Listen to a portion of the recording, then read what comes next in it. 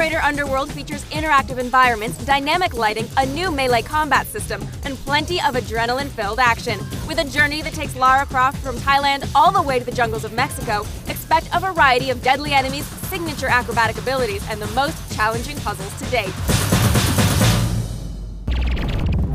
Joining us today, creative director at Crystal Dynamics, Eric Lindstorm. Thank you so much for coming by and bringing us Tomb Raider Underworld.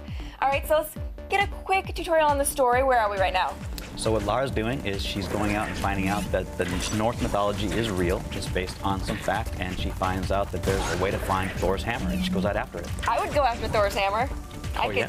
I got a lot of pictures to hang in my house. So where are we right now? This is in Mexico, southern Mexico, and she has found the Mayan underworld of Xibaba. And the Mayan underworld of Xibaba is apparently full of arachnids. It is, big ones and small ones. So let's talk a little bit about the combat system that she's going to use to fight off this arachnid horde. Not that I approve of killing spiders. No, but you can use a tranquilizer gun if you want to put them to sleep. Oh, awesome, I'm going to do that. What she can do is she can split up her guns. She can fire at 2 at the same time. She can use... So she's doing a lot of auto-targeting right now, so the player's not going to be responsible for trying to move 2 reticles around. Right, Okay. but they can switch targets if they want. Okay. And they can also decide to shoot at only a single target if they really want to get this one spider. So what is that move that she's doing right there? That's an adrenaline headshot or Okay. kill shot, where you can opt in when you have full adrenaline to do that slow motion, steer the reticle into the head and get a kill. So when I'm doing an action move, and I built that up by just doing combat moves, then I have to manually start my action moment. Right. And then what else? What other actions do I need to take as a player at that point?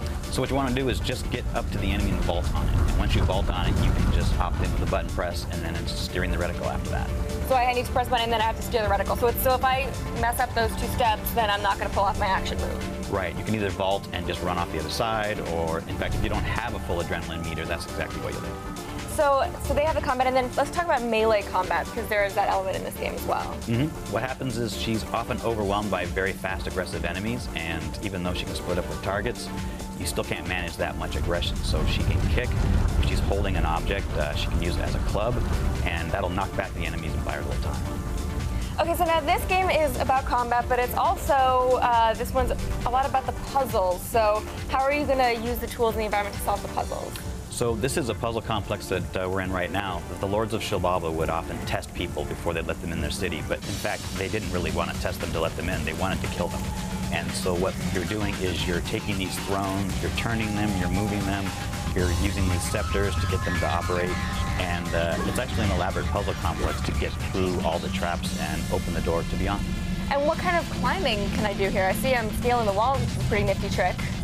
She can do everything she has been able to do in the past, but a lot more. She can free climb on walls when there are handholds. She can kind of wall shimmy along shallow ledges. She can do a lot more with her grapple. She can rappel up and down walls and more. And so I'm gonna need to do a lot of grappling to be able to solve the puzzles. Yes, there's a lot more functionality of the grapple now than ever before. It's actually really a physics object now. And so how is the combat and the puzzles balanced? Am I going to be mostly puzzling? Am I going to be mostly fighting? Everything is paced appropriately, so what you get is combat as a surprise element and a challenge. It's still mostly an exploration discovery game, with the combat coming in to spice things up a bit. And we can talk about vehicles too. I know she's got some wheels. Yep. She brought her motorcycle. In fact, she brought her motorcycle here to Mexico. And it's an all-terrain vehicle that she uses in places that are appropriate for her driving. Is this an appropriate place for driving? Actually, it is not. But that's how she got here, so she still has it. And we can talk about, I want to know about the downloadable content that's going to be available. We are going to have some. Yeah. We're going to talk about it soon. And right now we have, ooh, just squished him. Right now we're looking at insects. What kind of other enemies are we going to be seeing?